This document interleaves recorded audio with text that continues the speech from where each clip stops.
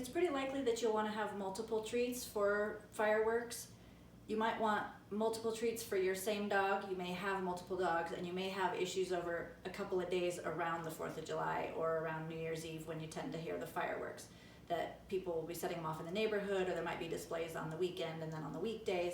So it's good to have multiple treats available. So another easy one that I like to make is just a frozen ice treat. It's basically the same mushed up dog food with water or with bone broth, and I'm using the weight management formula here again. This is going to be a larger treat, but it is watered down, and this cup size, my little flamingo cup I got from the dollar store, is going to be for a larger dog. You could even get little small Dixie cups for your small dog. So I'm just going to go ahead and fill this up, and it'll be ready to freeze.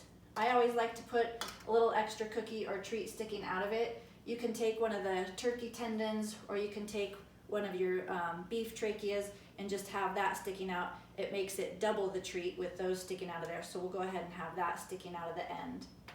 And then you can give your dog the whole container with the paper on it. This is where it comes time to know your dog, know their tendencies. If they tend to have a problem ingesting the paper, this is pretty safe. It's not going to cause a huge problem, but for some dogs who have a very sensitive stomach, I wouldn't want them to do that. So you can also just peel the paper off when it comes time to give the dog the treat. You can let it sit out for a few minutes. It gets easier to peel off. You can run a little bit of warm water over it, and that helps you get the ice treat out if you need to. You could use a plastic cup or a plastic container.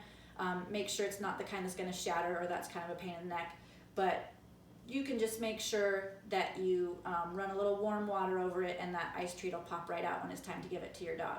So I'm going to go ahead and put this one in with our tray of goodies, and then we'll be off to the freezer.